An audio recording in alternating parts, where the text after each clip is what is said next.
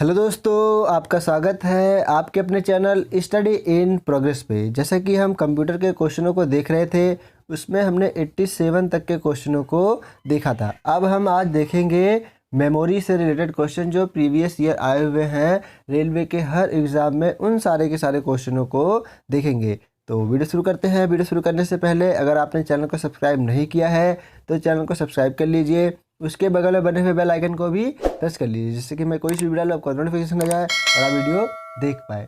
तो शुरू करते हैं आज का पहला क्वेश्चन जो 88 से स्टार्ट हो रहा है। तो देखते हैं आज का पहला क्वेश्चन ये क्या है। निम्नलिखित में से कंप्यूटर का कौन सा भंडारण उपकरण स्टोरेज डिवाइस, यानी क्या निम्नलिखित में से कंप्यूटर का कौन सा भंडारण उपकरण यानी स्टोरेज डिवाइस अब अप्रचलित हुआ है। अप्रचलित यानी कि अब यूज़ में नहीं है। तो कौन सा हो जाएगा, इसका कौन सा ऑप्शन हो जाएगा, इसका ए ऑप्शन से हो जाएगा फ्लॉपी। कैसे, कंप्यूटर का फ्लॉपी डिस्क या फ्लॉपी भंडारण उपकरण अब प्रचलन से बाहर हो गया है। यह प्लास्टिक का बना वृत्ताकार डिस्क होता है जिस पर चुंबकीय पदार्थ का लेप चढ़ा रहता है। इसकी भंडारण क्षमता 1.44 MB से 2.88 MB होती है। तो कौन सा ऑप्शन से हो जाएगा, ए ऑप्शन से हो जाएगा फ्लॉपी। नेक्स्ट क्वेश्चन देखते हैं ये क्या है। ब्लू रे डिस्क एक है। ब्लू रे डिस्क क्या है, इन चार ऑप्शनों में से देख के बताना है। तो ब्लू रे डिस्क क्या है, वह है डाटा संग्रहण प्रणाली, यानी क्या सी ऑप्शन से हो जाएगा डाटा संग्रहण प्रणाली। कैसे, ब्लू रे डिस्क एक डाटा संग्रहण प्रणाली है। ब्लू रे डिस्क का विकास उपभोक्ता इलेक्ट्रॉनिक्स, कंप्यूटर हार्डवेयर तथा चलचित्र निर्माताओं का प्रतिनिधित्व करने वाले एक समूह ब्लू रे डिस्क एसोसिएशन द्वारा किया गया था। ब्लू रे डिस्क की संग्रहण क्षमता डीवीडी की संग्रहण क्षमता से कई गुना अधिक होती है। ब्लू रे डिस्क के एक परत की क्षमता 25 GB तक होती है। तो इसका कौन सा ऑप्शन सही हो जाएगा, इसका सी ऑप्शन सही हो जाएगा डाटा संग्रहण प्रणाली। नेक्स्ट क्वेश्चन देखते हैं। डैश सबसे तेज मेमोरी है। सबसे तेज मेमोरी इन चारों ऑप्शनों में से किसकी है, वह हमें बताना है। तो सबसे तेज मेमोरी किसकी है, यह है रजिस्टर की, यानी कि ए ऑप्शन से हो जाएगा रजिस्टर। रजिस्टर मेमोरी कंप्यूटर में सबसे छोटी और सबसे तेज मेमोरी होती है, जिसमें तत्पश्चात कैश मेमोरी का नंबर आता है। रजिस्टर मेमोरी आकार में बहुत छोटी तथा सीपीयू द्वारा बार बार इस्तेमाल होने वाले डेटा निर्देशों और मेमोरी के पतों को अस्थायी रूप से स्टोर रखता है, यानी कि ए ऑप्शन से हो जाएगा रजिस्टर। नेक्स्ट क्वेश्चन देखते हैं। निम्न में से कौन सा सेकेंडरी मेमोरी से संबंधित नहीं है। इन चार ऑप्शनों में से बताना है कि कौन सा सेकेंडरी मेमोरी से संबंधित नहीं है। तो कौन सा नहीं है, वह है प्लाटर, यानी कि ए ऑप्शन से हो जाएगा प्लाटर। प्लाटर सेकेंडरी मेमोरी से संबंधित नहीं है। यह एक हार्डवेयर डिवाइस है जो प्रिंटर की तरह प्रिंटिंग वेक्टर ग्राफिक्स के लिए प्रयोग किया जाता है। प्लाटर एक परंपरागत प्रिंटर की कई बिंदुओं के बजाय कागज पर एकाधिक निरंतर रेखा खींचने के लिए प्लाटर का एक कॉलम, पेंसिल, मार्कर या अन्य लेखन उपकरण का उपयोग करते हैं, यानी कि ए ऑप्शन से हो जाएगा प्लाटर। नेक्स्ट क्वेश्चन देखते हैं। सीमोस डैश होता है। सीमोस क्या होता है, इन चार ऑप्शनों में से देख के बताना है। तो सीमोस क्या होता है, वह होता है बैटरी चलित मेमोरी चिप। सीमोस की फुल फॉर्म क्या है, कॉम्प्लीमेंट्री मेटल ऑक्साइड सेमीकंडक्टर। यह क्या है, यानी सीमोस का संक्षिप्त रूप है। यह बैटरी चलित मेमोरी चिप है जो मदरबोर्ड में प्रयोग की जाती है, यानी कि ए ऑप्शन से हो जाएगा बैटरी चलित मेमोरी चिप। नेक्स्ट क्वेश्चन देखते हैं। एमएमयू का विस्तार है। एमएमयू की फुल फॉर्म क्या है, इन चार ऑप्शनों में से देख के बताना है। तो क्या है वह, मेमोरी मैनेजमेंट यूनिट, यानी कि बी ऑप्शन हो जाएगा सही। मेमोरी मैनेजमेंट यूनिट का विस्तृत रूप मेमोरी मैनेजमेंट यूनिट यानी मेमोरी मैनेजमेंट यूनिट है। मेमोरी मैनेजमेंट यूनिट एक कंप्यूटर हार्डवेयर का घटक होता है जो प्रोसेसर में सभी प्रकार के मेमोरी और कैचिंग संक्रियाओं को नियंत्रित करता है, यानी कि बी ऑप्शन हो जाएगा सही। नेक्स्ट क्वेश्चन देखते हैं, उच्च कंप्यूटर में इस्तेमाल की जाने वाली उच्च गति की मेमोरी का नाम क्या है?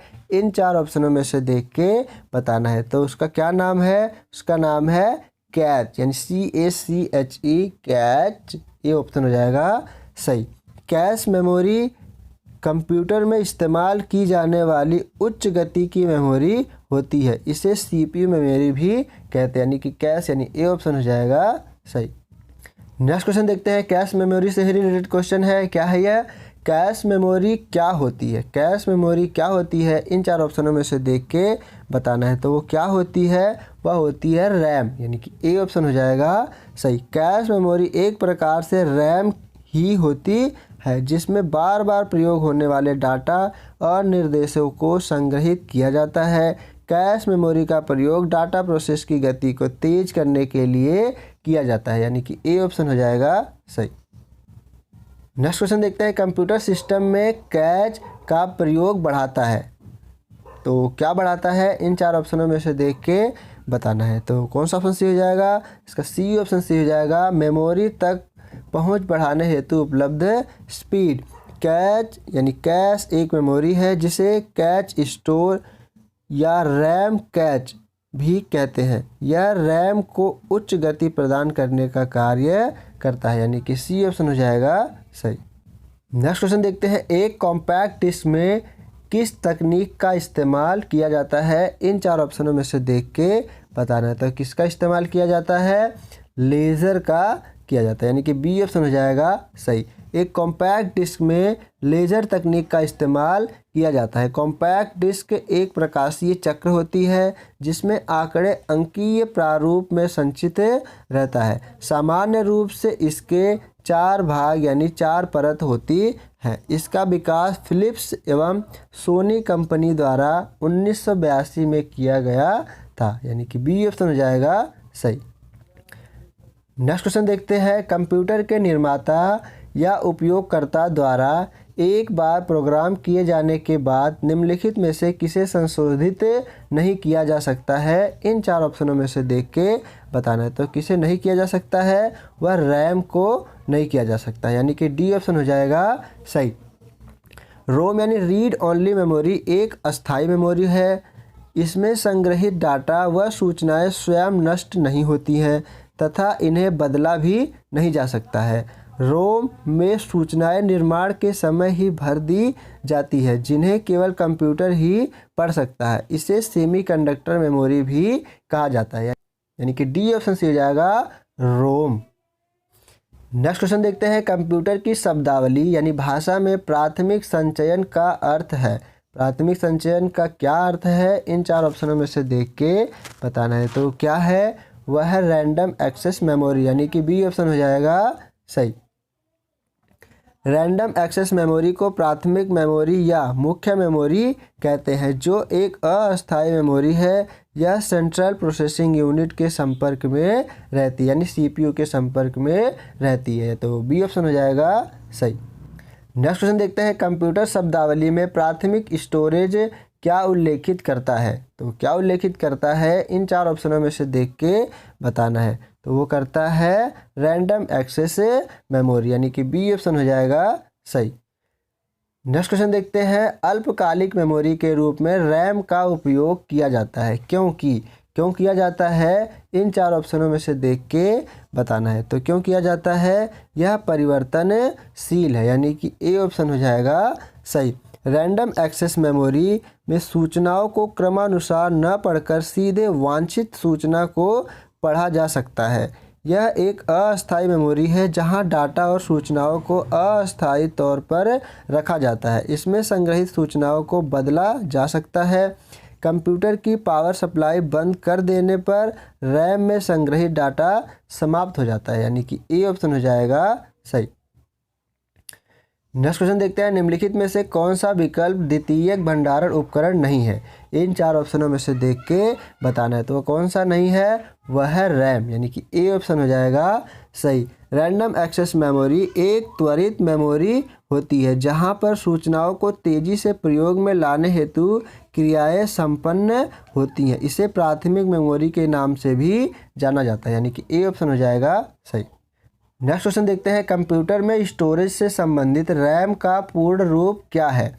इनमें से देख के बताना है कि वह क्या है। तो वह क्या है? रैंडम एक्सेस मेमोरी है, यानी कि ए ऑप्शन हो जाएगा सही। नेक्स्ट क्वेश्चन देखते हैं, सीडी रोम है। सीडी रोम क्या है? इन चार ऑप्शनों में से देख के बताना है। तो वह क्या है? वह है स्टोरेज डिवाइस, यानी कि डी ऑप्शन हो जाएगा सही। सीडी रोम यानी compact disc read only memory एक स्टोरेज डिवाइस है। यह एक अस्थायी मेमोरी है। इसका डाटा कंप्यूटर बंद होने पर भी सुरक्षित रहता है। इसकी क्षमता 640 MB होती है। इसे लेजर किरणों के प्रयोग से पढ़ा जाता है, यानी कि डी ऑप्शन से हो जाएगा स्टोरेज डिवाइस। नेक्स्ट क्वेश्चन देखते हैं, निम्नलिखित में से कौन सा उपकरण स्टोरेज डिवाइस नहीं है? कौन सा उपकरण स्टोरेज डिवाइस नहीं है? इन चार ऑप्शनों में से देख के बताना है। तो वह कौन सा नहीं है? वह है मॉडेम। मॉडेम क्या है? स्टोरेज डिवाइस नहीं है, यानी कि डी ऑप्शन हो जाएगा सही। मॉडेम स्टोरेज डिवाइस नहीं है। मॉडेम यानी कि मॉड्यूलेटर डीमॉड्यूलेटर का संक्षिप्त रूप है। यह पीसी को टेलीफोन लाइन के सहारे इंटरनेट के साथ जोड़ने के लिए प्रयोग किया जाता है, जो टेलीफोन लाइन पर आने वाली एनालॉग संकेतों को डिजिटल संकेतों में बदलकर कंप्यूटर को देता है तथा कंप्यूटर द्वारा उत्पन्न डिजिटल संकेतों को एनालॉग संकेत में बदलकर लाइन पर भेजता है, यानी कि डी ऑप्शन हो जाएगा सही। नेक्स्ट क्वेश्चन देखते हैं, कंप्यूटर का वह भाग जहां आंकड़े तथा विनिर्देश संचित किए जाते हैं। इन चार ऑप्शनों में से देख के बताना है कि कौन सा सही होगा। तो वह कौन सा सही होगा? वह होगा सी ऑप्शन, यानी कि मेमोरी यूनिट। तो सी ऑप्शन हो जाएगा सही। मेमोरी कंप्यूटर का महत्वपूर्ण भाग है जहां डाटा, सूचना एवं प्रोग्राम को सुरक्षित रखा जाता है। यह दो प्रकार का होता है, प्राइमरी मेमोरी तथा सेकेंडरी मेमोरी, यानी क्या हो जाएगा? सी ऑप्शन से हो जाएगा मेमोरी यूनिट। नेक्स्ट क्वेश्चन देखते हैं, अर्धचालक की रीड ओनली मेमोरी मूल रूप से है। ए बी ऑप्शन यहाँ है, सी और डी ऑप्शन यहाँ है। इनमें से बताना है कि कौन सा सही होगा। तो कौन सा सही होगा वह हमें बताना है। तो कौन सा सही हो जाएगा? यह बी ऑप्शन सही हो जाएगा। यह क्या है? एक संयोजित तर्क परिपथ है, यानी कि बी ऑप्शन हो गया सही। अर्धचालक की रीड ओनली मेमोरी मूल रूप से एक संयोजित तर्क परिपथ है, यानी कि क्या है? एक कॉम्बिनेशनल लॉजिक यूनिट है, यानी कि बी ऑप्शन हो जाएगा सही।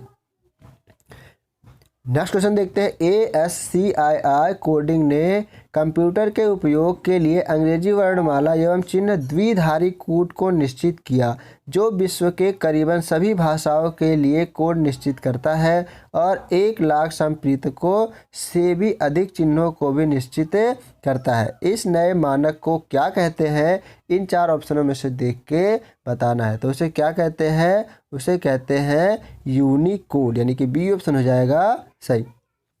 नेक्स्ट क्वेश्चन देखते हैं, EPROM यानी EPROM का अर्थ क्या है? इन चार ऑप्शनों में से देख के बताना, यानी कि EPROM की फुल फॉर्म क्या है? इन चार ऑप्शनों में से देख के बताना है। तो क्या हो जाएगा? तो इसकी फुल फॉर्म क्या हो जाएगी? Erasable programmable read only memory, यानी कि ए ऑप्शन हो जाएगा सही। Erasable programmable read only memory, A option हो गया सही। नेक्स्ट क्वेश्चन देखते हैं, परिवर्ती डाटा को स्टोर करने के लिए इनमें से किस मेमोरी का उपयोग होगा? इन चार ऑप्शनों में से देख के बताना है। तो किस मेमोरी का प्रयोग होगा? वह होगा EPROM, यानी EPROM, यानी कि सी ऑप्शन हो जाएगा सही। नेक्स्ट क्वेश्चन देखते हैं, किसी कंप्यूटर में वर्चुअल मेमोरी होती है। किसी कंप्यूटर में वर्चुअल मेमोरी क्या होती है? इन चार ऑप्शनों में से देख के बताना है। तो वह क्या होती है? अत्यधिक बृहद मेमोरी का भ्रम, यानी कि सी ऑप्शन हो जाएगा सही। नेक्स्ट क्वेश्चन देखते हैं, निम्न में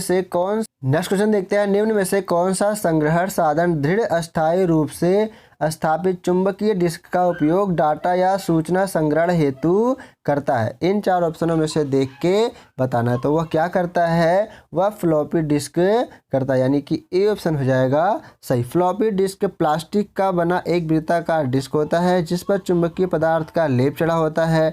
वर्तमान में प्रयुक्त फ्लॉपी की लंबाई 3 सही 1/2 इंच होती है। उच्च क्षमता वाले डिस्क की भंडारण क्षमता 2.88 MB होती है। कंप्यूटर में यह संग्रहण साधन के रूप में प्रयुक्त होती है, यानी कि ए ऑप्शन हो जाएगा सही। नेक्स्ट क्वेश्चन देखते हैं। एक माइक्रोप्रोसेसर में 24 एड्रेस लाइन तथा 32 डाटा लाइन है। यदि यह माइक्रोप्रोसेसर 10 बिट्स वाला ओप कोड यानी ओपी कोड प्रयोग करता है तो मेमोरी बफर रजिस्टर का आकार होगा कितना होगा? इन 4 ऑप्शनों में से देख के बताना है। तो वह कितना होगा? वह 32 बिट्स होगा, यानी कि सी ऑप्शन हो जाएगा सही। यदि माइक्रोप्रोसेसर में 24 एड्रेस लाइन्स तथा 32 डाटा लाइन्स हो तथा यदि माइक्रोप्रोसेसर 10 बिट वाला अप कोड प्रयोग करता है तो उस मेमोरी बफर रजिस्टर का आकार 32 बिट होगा, यानी कि सी ऑप्शन हो जाएगा सही। आज का लास्ट क्वेश्चन देखते हैं। इनमें से कौन सा कंप्यूटर निर्माण में कोई शब्द आकार नहीं है? इन 4 ऑप्शनों में से देख के बताना है। तो कौन सा नहीं है? वह है 28, यानी कि डी ऑप्शन हो जाएगा सही। तो ये थे मेमोरी से रिलेटेड प्रीवियस ईयर के क्वेश्चन। आशा करता हूँ कि सारे के सारे क्वेश्चन आपको बहुत ही अच्छे लगे होंगे। अगर क्वेश्चन अच्छे लगे हों तो वीडियो को लाइक करें और चैनल को सब्सक्राइब करें ऐसी ही अच्छी अच्छी वीडियो पाने के लिए। नेक्स्ट वीडियो में हम देखेंगे डिज़ाइन टूल्स एवं प्रोग्रामिंग भाषाओं से रिलेटेड जितने भी प्रीवियस ईयर के क्वेश्चन हैं उन सारे के सारे क्वेश्चनों को देखेंगे। तो वीडियो को यहीं रखते हैं। वीडियो देखने के लिए आपको बहुत बहुत धन्यवाद। Thank you.